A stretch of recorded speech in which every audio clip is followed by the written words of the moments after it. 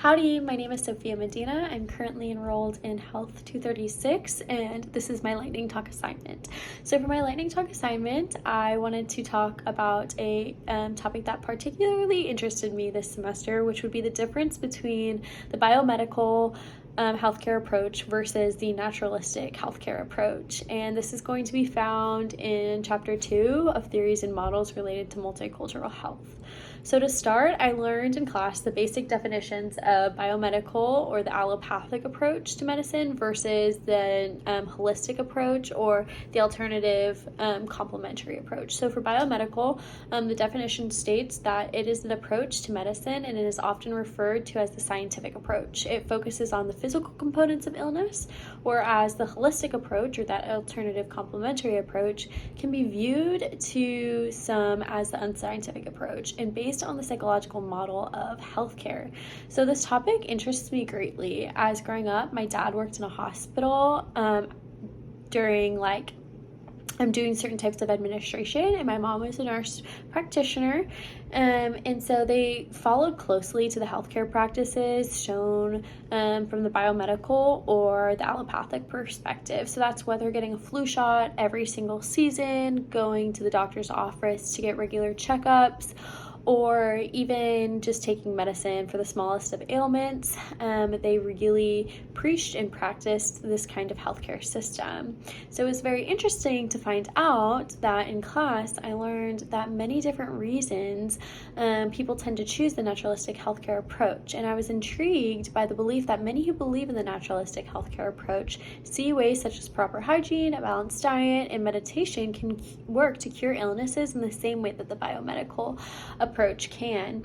So this made me think of the question, why do certain cultures seem to be predominantly heavily influenced by either the biomedical or naturalistic approaches? And why do you really see cultures who take on an even mixture of both healthcare approaches? So my hypothesis to this would be that it is linked to something that is linked to healthcare disparities, which would be money and socioeconomic status. So after researching, the literature points back to the fact that this claim can be true. So a research study called Out-of-Pocket Payments for the Complementary Medicine Following Cancer and the Effect on Financial Outcomes in Middle-Income Countries in Southeast Asia, a prospective cohort study written by the Lancet Global Health, talks about how underdeveloped countries in Southeast Asia have mixed biomedical and alternative medicine to help with the overall costs associated with cancer. So based on their findings, the integration of evidence-supported complementary therapies into mainstream cancer care, along with the interventions used in normal Western medical cancer treatment, might help to alleviate some of those adverse financial impacts and burdens that these families are going through with the costs of fighting cancer.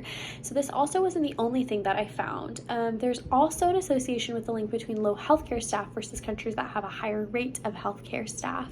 It has been known that in class, we read that the biomedical approach to healthcare has doctors and nurses that have to be certified and they have to get a licensure and they have to pass a board exam, whereas the alternative approach to healthcare or the complementary approach can have people that don't have to pass a licensure or get a certificate and they can practice without that.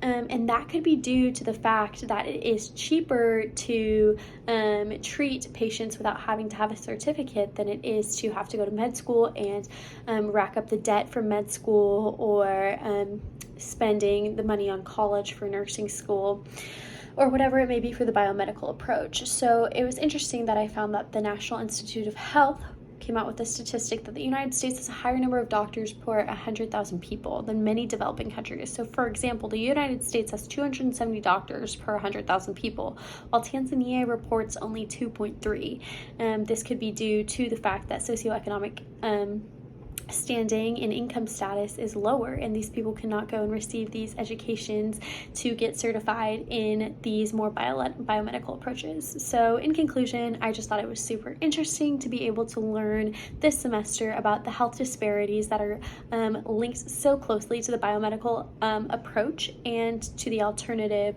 healthcare approach. And it is interesting to see how I'm going to use both of these healthcare systems as a college student to to be able to receive biomedical Western medicine healthcare and also implement these forms of alternative healthcare, whether it be meditation or just proper hygiene, and to be able to see if there truly is a way to incorporate both into your life to have a happy and well balanced lifestyle. So that is all. Thank you so much and have a great day. Bye-bye.